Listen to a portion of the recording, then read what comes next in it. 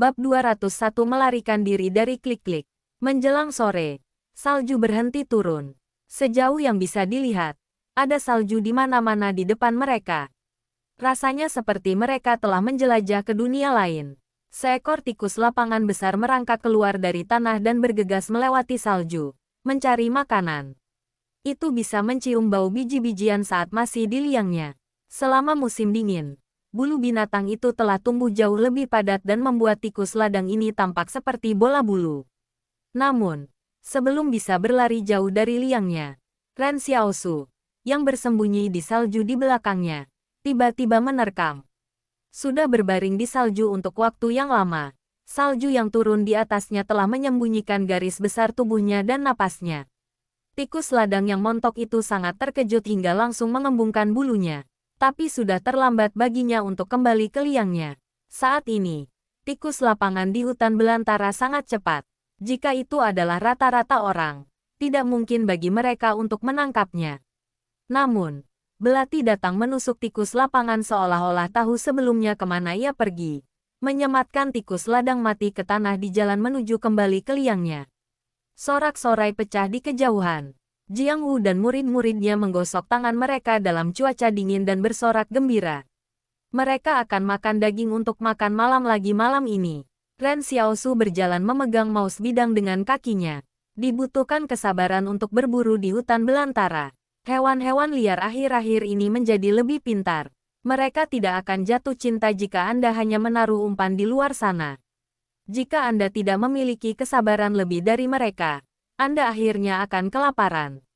Petik 2. Itu baru saja berhenti turun salju.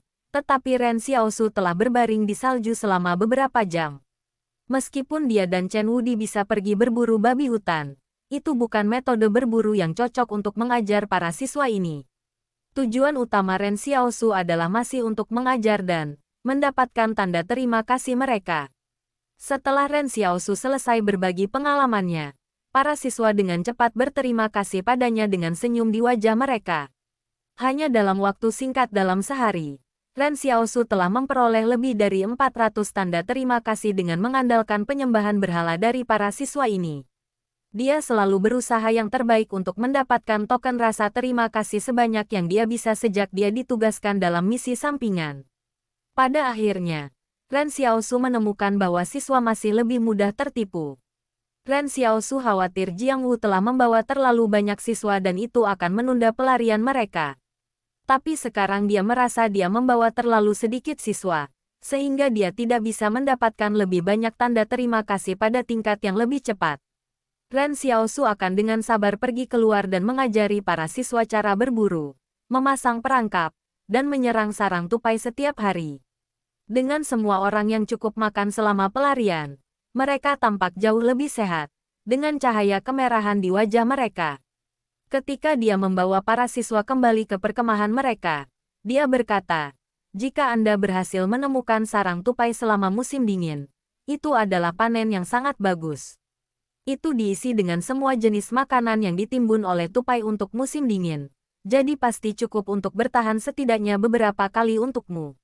Selain itu, tidak ada kekhawatiran diracuni oleh makanan yang dimakan tupai." Petik 2. Salah satu siswa bertanya, jika kita membersihkan makanan tupai, bagaimana tupai seharusnya bertahan hidup selama musim dingin? Ren Xiaosu menghibur, jika kamu hanya memakan tupai juga, itu tidak akan bertahan selama musim dingin. Ketika para siswa mendengar itu masuk akal bagi mereka. Ketika Jiang Wu, yang perlahan-lahan mengikuti mereka, mendengar bagaimana Ren Xiaosu mengajar murid-muridnya, dia sedikit konflik. Di lokasi perkemahan, Yan Liuyuan dan kawan-kawan sudah menyiapkan api unggun. Sementara itu, para siswa membawa lebih banyak kayu bakar. Dengan api yang bisa menyala lebih lama, mereka tidak perlu merasa dingin malam ini. Sekelompok besar pelarian mendirikan perkemahan mereka tidak jauh dari sana. Sekarang para pelarian hanya mengikuti kelompok Ren Xiaosu kemanapun mereka pergi. Namun, mereka tidak berani mendekati mereka. Tetapi dibandingkan dengan jumlah awal pelarian yang melarikan diri dari kubu, hanya sedikit kurang dari setengah dari mereka masih bisa mengimbangi kelompok Ren Xiaosu. Xiao Yu mengambil belati dari Ren Xiaosu dan dengan terampil menyiapkan daging tikus ladang. Setelah itu, dia membersihkan darah di tangannya dengan salju. Yan Liuyuan berbisik kepada Ren Xiaosu. Para pelarian sudah mulai membentuk kelompok. Baru hari ini, saya menemukan beberapa orang memerintahkan orang lain untuk melakukan pekerjaan mereka untuk mereka sementara mereka menikmati hasil kerja mereka. Petik 2. MHM. Ren Xiaosu mendengus ketika dia duduk di tepi api unggun dan mencoba membuat api membakar lebih kuat dengan mendorongnya dengan tongkat. Dia menambahkan beberapa ranting pinus ke api dan mendengar mereka berderak. Dia berkata, abaikan mereka. Hal seperti itu tidak bisa dihindari. Di awal pelarian, semua orang akan terus berlari. Tetapi segera setelah itu, beberapa orang yang lebih pintar dan lebih kejam akan mulai memanfaatkan yang lain. Begitulah sifat manusia. Petik 2. Di masa lalu, mereka bisa menjalani kehidupan yang layak di dalam benteng dengan hanya mengikuti aturan dan bekerja setiap hari. Ada juga banyak jenis outlet hiburan bagi mereka untuk menghabiskan uang mereka. Meskipun mereka bekerja, mereka tidak dapat menghemat banyak uang. Mereka hanya akan mengulangi kehidupan mereka hari demi hari, dan tidak punya waktu untuk memikirkan hal-hal lain. Lanjut Ren Xiaosu.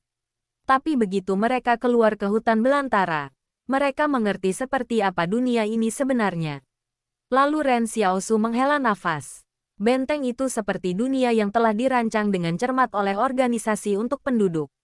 Tepat pada saat ini, keributan pecah di kelompok pelarian. Ren Xiaosu mendongak dan terkejut melihat beberapa pria berusaha menangkap pelarian sendirian. Pelarian itu melepaskan diri dari genggaman mereka dan berlari ke kelompok Ren Xiaosu. Bro, apa yang harus kita lakukan? Yan Liuyuan bertanya. Mari kita tunggu dan lihat bagaimana hasilnya. Ren Xiaosu mengambil daging tikus ladang dan memanggangnya di atas api. Orang-orang berlari ketika mereka mengejar pelarian. Namun di tengah jalan, mereka terhenti ketika mereka melihat Ren Xiaosu, yang duduk di sebelah api unggun. Pelarian itu menyembunyikan diri dengan sangat baik. Meskipun orang-orang di belakangnya sudah berhenti di jalan mereka, dia terus berlari dan tersandung di salju. Akhirnya, dia jatuh ke salju tidak jauh dari kelompok Ren Xiaosu dan berhenti bergerak. Pelarian itu tampaknya berpikir bahwa kelompok Ren Xiaosu akan terkejut dengan gangguan itu, dan seseorang akan pergi untuk membantunya. Tetapi ternyata, dia akhirnya berbaring di sana selama lebih dari 1 jam. Setelah beberapa waktu, Chen Wudi, yang duduk di tepi api unggun, tidak bisa membantu tetapi berkata, Tuan, seseorang di sana. Jangan khawatir, dia hanya mengantuk. Biarkan dia tidur sebentar dan jangan ganggu dia, kata Ren Xiaosu sambil tersenyum. Yang lain mungkin tidak tahu, tetapi dia bisa merasakan bahwa orang yang berbaring di salju memiliki irama pernapasan yang tidak teratur. Orang yang tidak sadar tidak akan bernapas seperti itu. Lebih jauh lagi, dia bahkan secara diam-diam menyesuaikan posturnya barusan ketika dia tampaknya merasa sedikit tidak nyaman dalam posisi itu. Sesaat kemudian, orang yang berbaring di salju perlahan bangkit. Dia bertindak seolah-olah dia baru saja sadar. Kemudian dia melepas syal di kepalanya untuk menunjukkan wajah yang cantik. Yan Liuyuan berbisik, ini seorang wanita. Wanita itu menatap kosong ke arah Ren Xiaosu dan yang lainnya. Oh, bagaimana aku pingsan di sini? Halo, saya Fang Yujing. Petik 2. Ren Xiaosu meliriknya. Karena kamu sudah sadar kembali, silakan kembali ke sisimu. Dia benar-benar tidak tertarik pada orang yang licik seperti dia. Meskipun dia cantik, dia masih bukan wanita paling cantik yang pernah dilihatnya. Tidakkah kalian tahu siapa aku? Fang Yujing tertegun. Semua orang dalam kelompok Ren Xiaosu yang terdiam menatap satu sama lain di samping api unggun. Ren Xiaosu berkata, kamu mungkin tidak percaya ketika aku mengatakan ini, tapi kami benar-benar tidak tahu siapa kamu. Bab 202 Tentara Konsorsium Li. Ketika Ren Xiaosu masih di Stronghold 109, dia telah mendengar nama Fang Yujing dan Cicada di tram. Pada saat itu, dia bertanya-tanya apakah para selebritas dari kubu ini juga anggota para penyabot berdasarkan situasi dengan Luo Xinyu. Tetapi kemudian, dia merasa bahwa dia salah berpikir seperti itu. Ketika bencana besar melanda Stronghold 109, Luo Xinyu dan Lu Yuan telah secara khusus menunggu Yang Xiao Jin di hutan belantara selama beberapa waktu. Namun, tidak ada orang lain di dalam kendaraan. Jika dua selebritas ini juga anggota Saboteurs, mereka akan diambil oleh mereka saat itu. Selain itu, jika Fang Yujing adalah anggota Saboteurs, dia tidak perlu mendekatinya dengan cara seperti itu. Sama seperti Luo Xinyu yang menyapa Ren Xiaoshu secara terbuka setelah mengetahui bahwa dia adalah tetangganya. Saat ini, sepertinya para pelarian yang mulai membentuk klik-klik entah bagaimana mengetahui identitas Fang Yujing dan ingin mendapatkan mereka. Akibatnya, dia mendekati kelompok Ren Xiaoshu secara tidak langsung untuk mendapatkan bantuannya. Tidak peduli apakah deduksinya benar atau salah, Ren Xiaoshu tidak benar-benar bermaksud untuk peduli dengan keadaan Fang Yujing. Jika seseorang membuat kemajuan yang tidak bermoral pada selebriti lagi setelah dia kembali, Chen Wudi secara alami akan memberi mereka meronta-ronta. Pada titik ini, Ren Xiaoshu sepenuhnya mempercayakan Chen Wudi dengan melakukan semua perbuatan baik. Namun, Ren Xiaoshu masih mengingatkan Chen Wudi berulang kali untuk mencoba yang terbaik untuk tidak mengungkapkan kekuatan supernya. Dia juga mengatakan ini kepada Jiang Wu juga.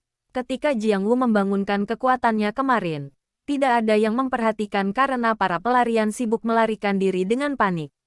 Karena itu, mereka hanyalah sekelompok orang normal dengan senjata di mata pelarian lainnya. Dengan cara ini, mereka tidak akan menarik perhatian khusus dari korporasi ketika mereka mencapai benteng berikutnya bersama. Ini juga alasan mengapa Ren Xiaoshu lebih suka menggunakan senjata daripada bergantung pada kekuatannya tadi malam. Lagi pula, sebagian besar organisasi tidak benar-benar ramah terhadap makhluk gaib saat ini. Kemudian gemuruh samar kendaraan datang dari depan mereka. Ren Xiaoshu menatap suara itu dan terkejut melihat konvoi kendaraan mendekati mereka. Di sisi kendaraan, logo laba-laba putih konsorsium Li bisa dilihat. Pada kenyataannya, itu bukan laba-laba putih. Itu hanya sebuah logo dalam bentuk nanomacain yang menyerupai laba-laba yang digambar dengan tepi yang jelas. Ren Xiaoshu mengerutkan kening. Hal terakhir yang ingin dilihatnya adalah orang-orang konsorsium Li. Ratusan truk angkutan militer perlahan berhenti di depan para pelarian, dan semua ban mereka dipasangi rantai salju. Selusin peleton tempur melompat keluar dari kendaraan dan perlahan-lahan mendekati kelompok itu. Para pelarian menangis dan berteriak minta tolong karena penyelamat mereka telah tiba. Seolah-olah mereka akhirnya bertemu anggota keluarga mereka lagi. Petugas yang memerintahkan peleton itu bertanya dengan dingin, "Dari mana kalian semua?" Dengan air mata mengalir di wajahnya, seorang pelarian berkata, "Tuan, kami adalah penduduk Stronghold 109. Kami melarikan diri dari sana." Pelarian lainnya berkata dengan kegirangan, "Bukankah saya katakan, pasukan penyelamat pasti akan menemukan kita. Konsorsium Li belum melupakan kami. Pak, apakah Anda punya makanan? Kita hampir mati kelaparan." Petik 2. Tetapi petugas itu mencibir. "Aku di sini bukan untuk menyelamatkan kalian semua. Kami telah diperintahkan untuk datang ke Benteng 109 untuk memusnahkan para penjajah. Kami diperintahkan untuk mengirim semua orang kembali ke kota di Stronghold 108. Kami tidak bertanggung jawab untuk menyediakan makanan untuk Anda."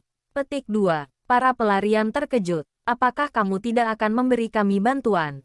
Petugas itu memandang para pelarian dan memberitahu ajudan di sebelahnya, "Lakukan penghitungan jumlah pelarian." Pasukan bersenjata konsorsium ini dengan cepat melakukan penghitungan jumlah orang. Namun selama proses itu, senjata mereka tetap diarahkan pada pelarian untuk mencegah mereka dari kerusuhan. Ketika para pelarian yang telah berpikir untuk memprotes diperlakukan seperti ini melihat senjata, mereka tiba-tiba menjadi taat seperti burung puyuh dan tidak berani mengatakan apa-apa lagi. Ketika semua orang melihat tentara datang, mereka sangat senang. Seolah-olah mereka telah dipersatukan kembali dengan anggota keluarga mereka. Tetapi sekarang mereka menyadari bahwa orang-orang ini bahkan tidak peduli pada mereka. Seseorang akhirnya tidak bisa menahan lagi. Seorang pria muda berjalan ke depan kerumunan dan berkata, "Ipar saya adalah seorang pengawas di Divisi Ketertiban Umum Stronghold 108. Tuan yang baik, tolong bawa saya kembali bersamamu. Adik iparku pasti akan membalas kalian semua dengan tampan." Petik 2. Petugas itu berkata sambil tersenyum. Semua warga sipil dilarang keras melewati benteng sekarang. Bahkan jika Anda semua kembali bersama kami, Anda tidak akan diizinkan masuk ke benteng. Jadi lebih baik tidak mengucapkan semua kata-kata kosong itu. Saya harap Anda bisa mengenali situasi Anda sekarang. Anda semua adalah pengungsi mulai sekarang dan tidak lagi menjadi penghuni benteng. Terlebih lagi, dengan mengklaim bahwa atasan rendahan di Divisi Ketertiban Umum dapat memberi penghargaan kepada kita dari pasukan konsorsium Li. Bukankah itu terlalu menyombongkan diri? Petik 2. Ketika Ren Xiaosu mendengar ini, dia menyadari bahwa konsorsium Li mungkin telah memutuskan untuk menerapkan kontrol yang lebih ketat pada orang-orang yang melewati benteng setelah pelajaran di Stronghold 109. Ini untuk mencegah elemen berbahaya lebih lanjut memasuki benteng mereka. Namun, ini persis apa yang diinginkan Ren Xiaosu karena dia tidak bermaksud memasuki benteng yang dikendalikan oleh konsorsium Li. Siapa yang tahu rencana berbahaya macam apa yang Li Sentan rencanakan? Dari percakapan itu, Ren Xiaosu dapat mengatakan bahwa tentara yang berada di bawah yurisdiksi langsung konsorsium Li tidak pernah terlalu memikirkan manajemen kubu. Ini saja sudah cukup untuk menunjukkan betapa pentingnya tentara bagi seluruh konsorsium. Seorang pria bertanya-tanya, lalu apa yang harus kita lakukan ketika kita kembali? Apakah kita hanya diizinkan menjadi pengungsi di kota? Kami benar-benar penghuni benteng. Petik 2. Petugas itu tersenyum. Kamu tidak perlu khawatir tidak punya tempat untuk pergi. Konsorsium Li kami telah memulai babak baru wajib militer. Semua dari mereka yang sesuai usia akan diminta untuk bergabung dengan militer. Siapa tahu, beberapa dari Anda mungkin akhirnya bekerja di bawah saya di masa depan. Sedangkan untuk wanita, mereka akan dikirim ke pabrik untuk membuat seragam militer untuk anggota baru. Karena ini adalah masa perang, tidak perlu bagiku untuk menjelaskan apapun kepada kalian semua. Petik 2. Ren Xiaosu mengerutkan kening. Konsorsium Li sebenarnya berencana untuk merancang wajib militer. Tentunya dia tidak akan mendapatkan wajib militer, kan? Setelah benteng dihancurkan, konsorsium Li telah kehilangan seluruh benteng pasukan tempur. Untuk menghadapi dunia yang semakin berbahaya, wajar bagi mereka untuk merekrut lebih banyak tentara. Selain itu, beberapa organisasi bertanggung jawab atas penghancuran benteng 109. Jika konsorsium Li ingin membalas dendam, mereka harus terlebih dahulu memperluas kekuatan militer mereka. Namun, Ren Xiaosu tidak pernah menyangka bahwa dia akan benar-benar mendapatkan wajib militer. Bro, apa yang harus kita lakukan? Yan Liu Yuan bergumam. Pada saat ini, petugas berkata kepada ajudan, panggil pasukan pribadi dan beritahu mereka bahwa kami telah menemukan para pelarian. Bawa mereka ke sini untuk mengawal pelarian kembali, dan pastikan untuk mengawasi mereka dengan cermat. Petik 2. Setelah beberapa saat, lusinan truk pengangkut militer datang dari belakang mereka. Ren Xiaosu berkata, tidak ada yang bisa kita lakukan sekarang. Ayo ikuti mereka ke kota di Stronghold 108 dulu. Kami akan mencoba mencari cara untuk pergi ketika ada kesempatan. Petik 2. Pada saat ini, sudah pasti tidak praktis bagi mereka untuk memaksa melarikan diri dari sini. Jika Ren Xiaosu sendirian, dia bisa pergi begitu saja. Tetapi jika dia pergi, apa yang akan terjadi dengan Yan Liu Yuan dan yang lainnya?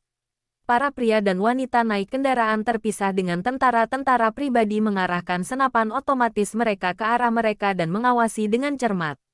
Seolah-olah mereka takut akan mencoba melarikan diri.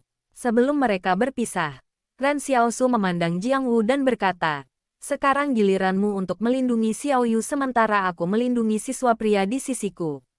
Saya akan meninggalkan sisanya untuk kalian semua untuk menjaga keamanan Anda sendiri. Petik 2. Jiang Wu menatapnya dan berkata dengan nada serius, aku akan. Kamu juga berhati-hati. Petik 2. Setelah percakapan itu, Ren Xiaosu, Yan Liu Yuan, Chen Wudi, dan semua pria menaiki salah satu truk, sementara Xiao Yu, Jiang Wu, dan para wanita menaiki yang lain.